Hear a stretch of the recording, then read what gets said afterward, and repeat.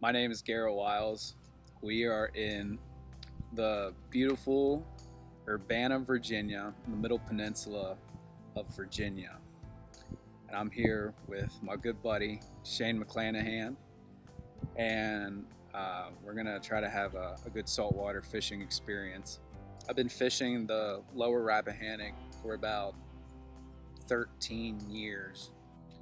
What makes fishing on this section of the water kind of unique is that um, we're in a section of the Rappahannock that's close to the Chesapeake Bay. It's a boat drive away from the Chesapeake Bay, and um, but it's still considered brackish waters. Being brackish, it really kind of teeters back and forth between um, certain types of fishing. So I met Shane at Frostburg State University. I met him through the fishing club at the university.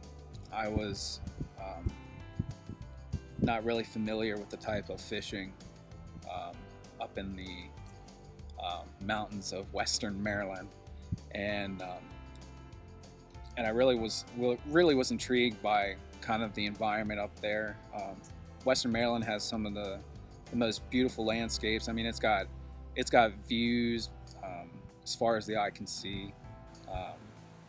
Has waterfalls, just the biggest ones in Maryland that you can find, and the fishing is just, from what I've heard, world class. And growing up on saltwater, I really wanted to try to get a piece of that, get a piece of the action that all these fly fishermen and all these trout guys, although they're always buzzing about how good the fishing is up there. Frostburg and Western Maryland is so heavy on trout fishing and freshwater fishing that I know rarely a lot of those guys get to even see kind of the salt side of things. And so for me, this fishing trip with Shane's been a long time coming to get him out here and to catch some different species of fish that he probably doesn't have a lot of experience with, and just get him in a different environment. So the Frostburg State Fishing Club, we've done a bunch of different events throughout the years. The biggest things that we do to help support the community are the casting clinics we do. We'll help people learn how to cast fly rods, get them, learn something new.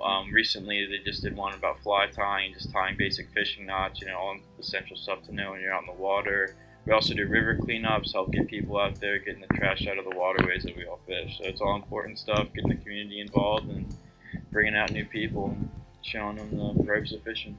For students who are looking and potentially joining the fishing club, even if you aren't that interested in fishing, there's tons of different benefits that the club offers.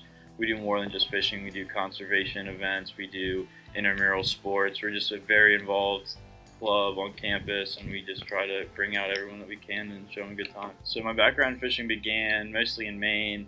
My family has a cabin up there right on a lake. We go up there every summer and started out just trolling basic spin fishing for bass and bluegill. Once I eventually got into college, I was able to get into fly fishing. That opened up all kinds of opportunities for me. But overall, my strengths, I just love learning new stuff. I'll pick up anything and give everything a shot. I'm willing to try new things, learn different techniques, and go from there. So as far as kind of basic, at least exposure to fishing, most of it's been freshwater for me. With Frostburg, been able to do all kinds of freshwater stuff, basically trout and bass and all kinds of panfish, all that good stuff, creek chub, you name it. Lived kind of close to the Chesapeake Bay area my whole life, but I haven't really had the opportunity to branch out into salt as much as I want to, and I know a bunch of good buddies that live on the water and have access to all kinds of stuff, so that's why it appeals to me the most, something different and something local that I'm able to get involved with. This fishing trip, we are fishing for striped bass, also known as rockfish or striper. Striper are one of my favorite fish to fish for. I have had success in the past fishing for striped bass, especially in this section of the Rappahannock. So I know what kind of conditions to look for.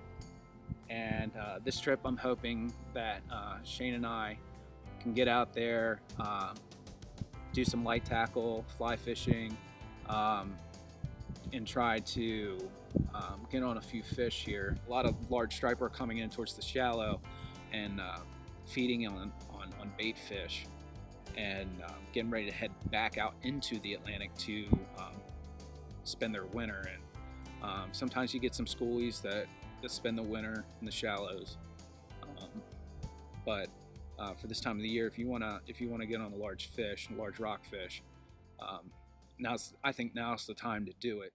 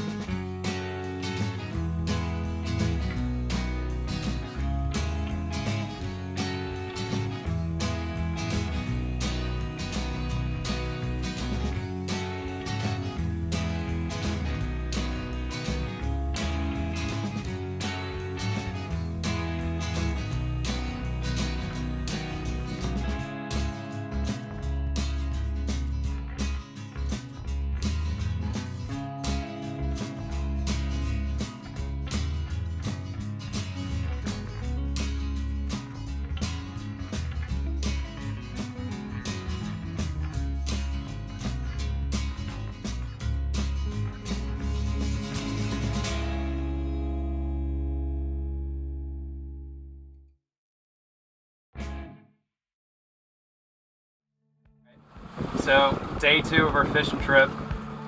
Shane and I both got on a striper yesterday, 16, 17 inches. Conditions yesterday were a lot clearer than what they are now. That's why we're getting a late start. Tide's coming out right now. We were lucky to get out yesterday morning when it was high tide. But today, tide's going out. Got rainy conditions. Hopefully the rain stays away. And A little bit of wind too. yeah, a little bit of wind. So yesterday we had we were lucky enough to try some fly fishing. We didn't have any luck. There was still a little breeze, and the locations that we were fishing at, it was a little difficult to get some casts in.